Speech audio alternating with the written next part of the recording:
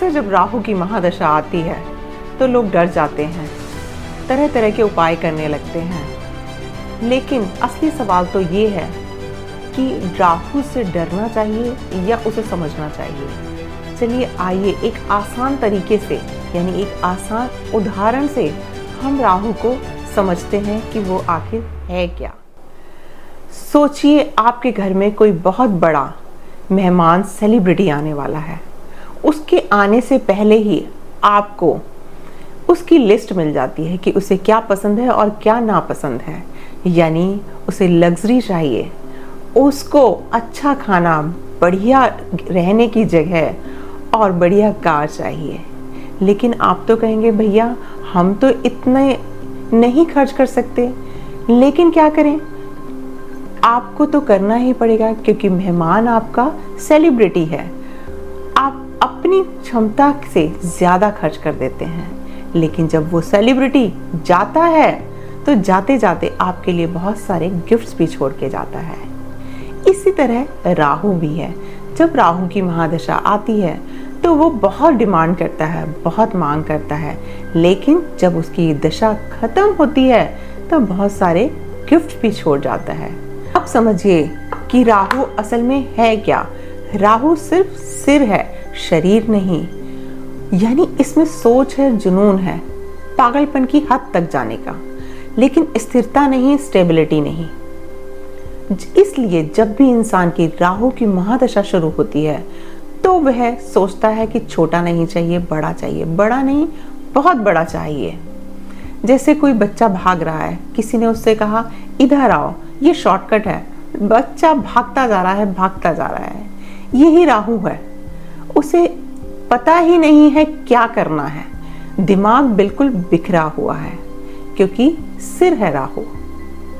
आप ऑफिस में बैठे हैं, बच्चों को स्कूल ड्रॉप कर रहे हैं, गाड़ी में बैठे हैं, लेकिन दिमाग कहीं, सोच कहीं और ही भाग रही है। यही राहु है। यही राहु की सबसे बड़ी दिक्कत है। ये हमें सपनों की दुनिया में ले जाता है और हकीकत से दूर कर देता है। और जब इंसान हकीकत से कट जाता है तो वो गलत फैसले लेने लगता है और बाद में पछताता है। तो उपाय क्या है? पहला उपाय, कभी भी फैसले अकेले ना लें। किसी भी बड़े या अनुभवी इंसान से सलाह जरूर करें। राहु आपको भागने पर मजबूर कर देगा, लेकिन आपको रुककर सोचना है कि क्या मैं जो चाहता हूं वो सही भी है या केवल जुनून है। दूसरा उपाय, आपको पाठ पूजा से मदद लेनी होगी।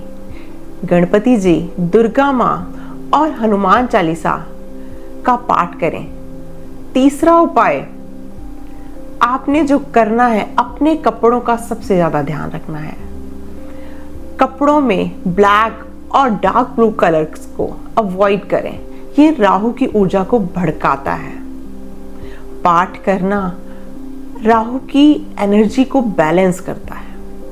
पांचवा उपाय, छोटे उपाय हैं, जैसे मंदिर में मोर पंख रखना, चंदन की लकड़ी रखना, राहु की ऊर्जा को बैलेंस करता है। असल में हमें राहु सिखाता है कि बिना सोचे समझे दौड़ने से कोई फायदा नहीं। अगर आप किसी गुरु की सलाह लेंगे, धैर्य रखेंगे और शांत दिमाग से फैसले लेंगे तो राहु की महादशा आपको बहुत बड़ी सफलता भी दे सकती है। तो राहु से डरिए मत। इसे उस सेलिब्रिटी मेहमान की तरह समझिए जो आपके घर आया है। इसे संभालने में थोड़ी मेहनत और धैर्य जरूर लगेगा, लेकिन अगर आपने सही तरीके से इसका वेलकम किया तो जाते जाते आपकी झोली भर देगा। अब आप मुझे कमेंट में बताइए कि आपकी जिंदगी में ऐसी कौन सी चीज़ है जिसके पीछे आप बिना रुके भाग रहे हैं।